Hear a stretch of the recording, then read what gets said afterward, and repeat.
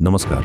देशातील शिक्षण व्यवस्था आणि परीक्षांमधील घोटाळे हा आज प्रत्येक तरुण आणि पालकाचा चिंतेचा विषय बनला आहे. याच शिक्षण व्यवस्थेतील सुधारणांसाठी आणि परीक्षांमधील अनियमिततेविरोधात लडाखमधील एक अभियंता आणि शिक्षण सुधारक सोनम वांगचुक गेल्या 19 दिवसांपासून दिल्लीच्या जंतर मंतरवर उपोषणाला बसले आहेत. एकीकडे देशातील जागरूक नागरिक या आंदोलनाला पाठिंबा देत असताना दुसरीकडे देशातील मुख्य राजकीय पक्षांच्या भूमिकेने मात्र सर्वांनाच निराश केले आहे. विशेषतः देशाचे लक्ष लागून होते ते लोकसभेचे विरोधी पक्षनेते राहुल गांधी यांच्याकडे. जंतर मंतरवर सुरू असलेल्या या गंभीर आंदोलनाकडे मात्र फिरकलेच नाही. राजकीय हानी होईल की काय, किंवा या आंदोलनाशी जोडले गेल्याने आपली रणनीती चुकेल का, याच भीतीने कदाचित त्यांनी या संवेदनशील मुद्द्याकडे दुर्लक्ष केल्याचे चित्र दिसते. प्रश्न हा पडतो की देशातील तरुणांच्या भविष्याशी जोडलेल्या मुद्द्यावर विरोधी पक्षनेत्यांनी अशी सावध भूमिका घेणे कितपत योग्य आहे. पण जिथे राहुल गांधी राजकीय रणनीती आखण्यात कमी पडले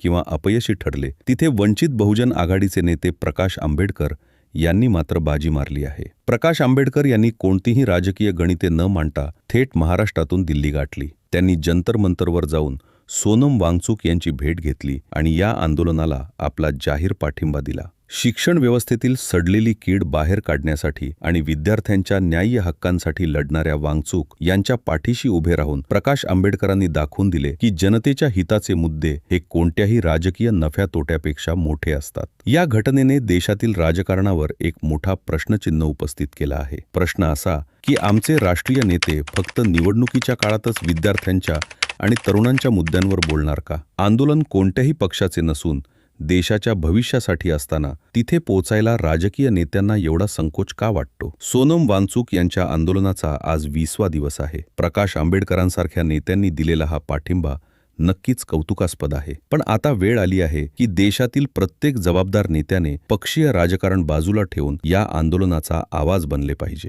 तुम्हाला काय वाटते? राहुल गांधींचे हे दुर्लक्ष राजकीय चूक आहे का? आणि प्रकाश आंबेडकरांची ही भूमिका इतर नेत्यांसाठी प्रेरणादायी ठरेल का? तुमच्या प्रतिक्रिया खाली कमेंट्समध्ये नक्की कळवा. धन्यवाद.